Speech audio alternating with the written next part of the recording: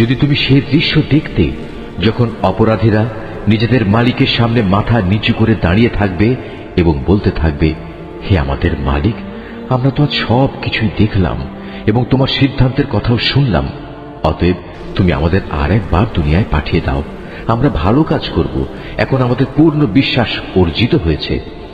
আল্লাহ তাআলা বলবেন, আমি চাইলে প্রত্যেক ব্যক্তিকে হেদায়েত দিয়ে দিতাম, কিন্তু আমার পক্ষ থেকে সে ঘোষণা আজ সত্য প্রমাণিত হল। আমি মানুষ ও জিনদের মধ্যে থেকে এদের সবাইকে দিয়ে জাহান্নাম পূর্ণ করব। এই আয়াতটি যিনি তেলাওয়াত করবেন এবং যিনি এই আয়াতটির তেলাওয়াত শুনবেন, তাদের সবাইকে এখানে একটি সাজদা আদায় করতে হবে। এটা ওয়াজিব। অতঃপর ওদের বলা হবে, যাও তোমরা জাহান্নামের শাস্তি আস্বাদন করো। যেভাবে তোমরা আজকের এ সাক্ষাৎকারের কথা ভুলে গিয়েছিলে, আমিও তেমনি আজ তোমাদের ভুলে গেলাম। যাও নিজেদের কৃতকর্মের প্রতিফল হিসেবে জাহান্নামের চিরস্থায়ী শাস্তি ভোগ করো। আমার আয়াতসমূহের উপর তারাই ঈমান আনে।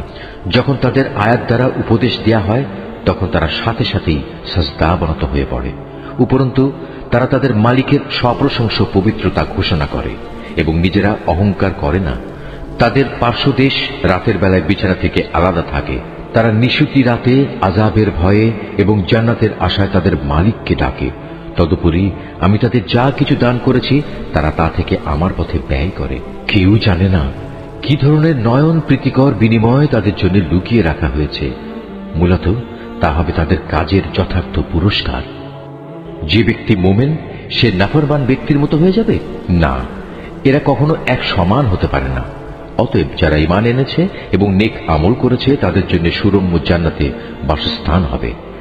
এই মেহমানদারি হবে তাদের নেক কাজের পুরস্কার, যা তারা করে এসেছে।